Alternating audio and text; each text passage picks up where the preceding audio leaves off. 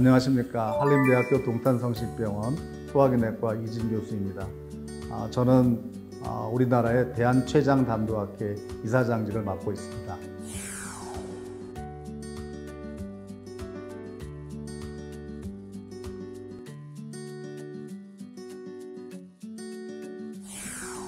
안녕하세요 교수님. 건강검진 항목 중에 종양표지자라고 하는 것이 있는데요. 그 중에서 CA19-9가 췌장암 수치라고 하던데 맞나요? 예, 요즘 이제 많은 분들이 건강검진 받으시고 CA19-9가 높다고 하셔서 병원 오시는 그런 분들이 많습니다. CA19-9는 췌장암 또는 당관암에서 올라가 있다고 알려져 있는 그러한 표지자인데요. 하지만 증상이 없는 환자에서는 잘 나타나지 않는 경우가 많고, 그래서 선별검사로서 정확성이 많이 떨어지는 게 또 사실입니다. CA19-9 표지자가 췌장암의 선별검사로 정확성이 떨어진다고요? 네, 보통 우리가 종양 표지자를 사용하는 큰 목적은 한 세 가지 정도 되는데, 첫 번째는 이제 증상이 전혀 없는 환자에서 혹시 이런 질환이 있나 하고 해서 사용하는 선별검사용이고, 둘째는 이제 질병을 진단할 때 보조적으로 이것을 검출함으로써 예후나 앞으로의 어떤 치료 반응을 예측할 때 우리가 쓸 수 있고, 세 번째로는 치료 후에 예후나 또 재발을 예측할 수 있는 그런 예후적인 표지자로 또 많이 사용하게 됩니다. 하지만 건강검진에서 CA19-를 검사하는 것은 선발 검사죠. 건강한 사람에서 특별한 이상이 있는 건지 보는데, 이럴 경우에 이제 상당히 정확성이 떨어지는 경우가 많습니다. CA19-9의 표지자의 정확도는 어떻게 되나요? 보호자마다 좀 차이가 있는데요. 민감도하고 특이도라고 하는 것으로 이제 저희가 규명을 하는데, 높을수록 좋은 이제 진단 정확도를 갖고 있다고 보는데, 한 70~80% 정도 수준이라고 생각하시면 될 것 같아요. 일반적으로 건강검진을 받는 목적이 췌장암을 조기에 발견하기 위한 목적을 생각한다면 그 정확도는 그리 높지 않습니다. 네, 췌장암은 조기에 발견해야 완치 가능성이 높다고 해서 췌장암을 빨리 발견하기 위해서 건강검진을 받으시는 분들이 많습니다.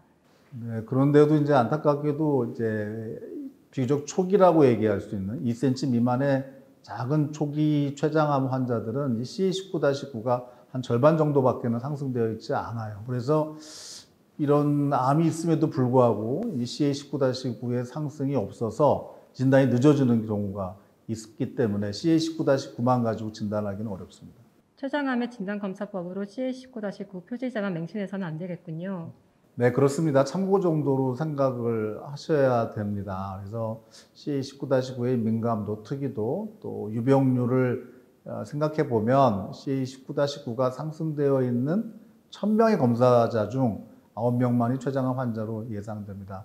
따라서 무증상 검사자의 CA19-9 상승의 대부분은 췌장암이 없어도 검사상에서 상승되어 있을 가능성이 높거든요. 그래서 실제 임상 현장에서 CA19-9 표지자는 췌장암을 확진받은 분들의 치료 상태를 예측하는데 주로 이용되고 있습니다. 그렇다면 많은 분들이 췌장암이 아닌데도 CA19-9가 상승되어 있는 것은 무엇 때문인가요?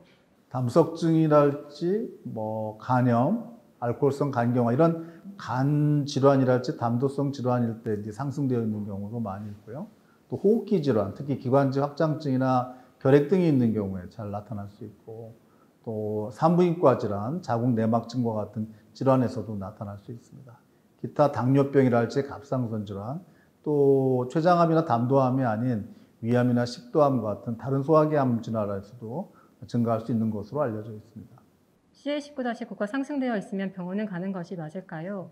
이렇게 경미한 수준의 상승은 너무 불안해하지 마시고, 하지만 이제 췌장암인 경우 그 이유가 매우 불량하기 때문에 한번 그것이 맞는지 안 맞는지 확인을 해볼 필요는 있습니다. 그래서 슬라이드에서 보여준 것 같은 이러한 과정을 거쳐서 우리가 암이 정말 맞는지 안 맞는지 확인하고, 하지만 애매한 경우도 있고, 또 어떤 경우에 원인이 밝혀지지 않으면 그 상황에 따라서 추적 시기를 조절해서 우리가 상황을 살펴보게 되겠습니다. CA19-9 상승과 관련해서 특히 주의가 필요한 경우가 있을까요?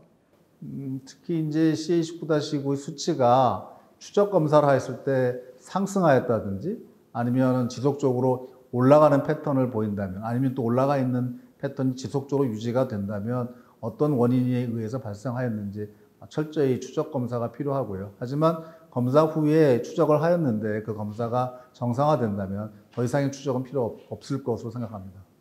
교수님 혹시 건강검진 항목 중에 복부 초음파 검사가 있던데요. 이 검사로 췌장암을 잘 진단할 수 있을까요? 이 사진에서 보여주는 것처럼 복부 초음파에서 췌장암을 진단하는데 아무래도 한계가 있습니다. 그 이유는 췌장의 위치가 이 등뼈 앞쪽에 이렇게 위치하고 있고 그 앞쪽으로는 위장이 있어서 위장의 그 가스가 췌장을 관찰하는데 큰 이제 방해를 주게 되어서 이 초음파로 모든 것을 보기는 쉽지 않은 경우가 있습니다. 이래서 췌장암을 진단하기 위해서는 1차 검사로 이제 CT를 주로 활용하고요. 정밀 검사가 필요한 경우 2차 검사로 MRI, 또 초음파 내시경, 또 필요에 따라서 내시경적 췌장 담도 내시경 같은 검사를 실행해 볼 수 있겠습니다. 췌장암 검사를 꼭 받아야 하는 경우를 말씀해 주시면 좋겠습니다. 두 가지 면에서 생각해 볼 수 있을 것 같은데, 첫째 증상이 좀 췌장암을 의심할 만한 증상이 있을 때, 즉 등으로 뻗치는 심한 복통이 있다든지 체중 감소, 황달, 그리고 비교적 당뇨가 없던 환자 또는 젊은 사람에서 갑자기 나타나는 당뇨 등이 있다면 췌장암을 한번 의심해 봐야 될 것 같고요.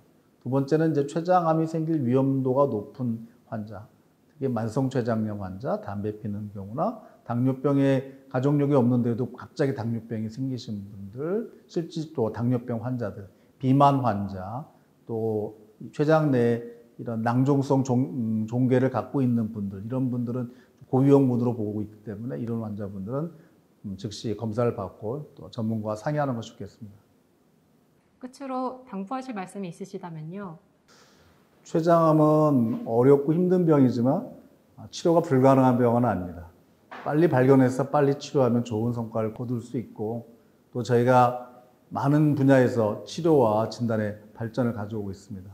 이런 증상과 어려움이 있고 위험이 있는 분들은 즉각 전문가와 만나서 상의를 해주신다면 우리가 예방을 하고 치료하는 데 큰 도움이 될 것 같습니다. 감사합니다.